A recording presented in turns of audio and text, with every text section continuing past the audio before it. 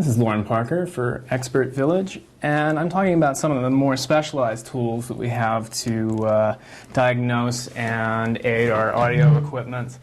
Number one would be the multimeter, which I strongly recommend that everybody have if they're doing any bit of electronics work at all, except for the very, very basics. What it does is this one measures almost all of them usually measure voltage, resistance, and current.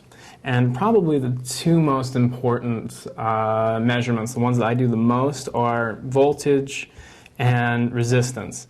And then another nice feature is that they also have a mode usually indicated by this little musical note, where if you touch the two leads together, on this one my speaker has gone out, but if you touch the two leads together it'll read a 0, and then if my speaker were going it would go beep, and that lets me know that a circuit has continuity.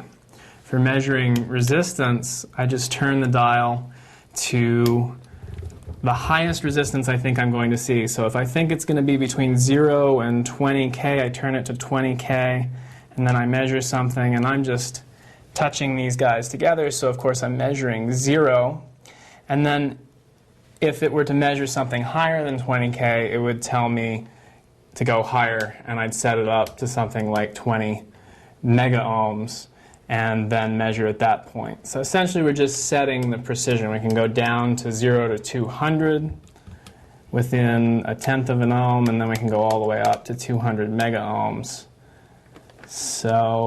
And that's actually measuring some resistance. You can see the amount of resistance in my skin is 2 mega ohms right now between these two leads.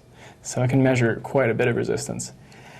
The other one would be voltage, and here's DC voltage, which is what we deal with the most. And once again, you choose the setting that is higher than the value you expect. So you have 220, 200, 100. If I were looking at something that's supposed to be about 20 volts, I'd set it to 200. If I were looking for something that's about 10, I'd set it to 20, because that's the next number up.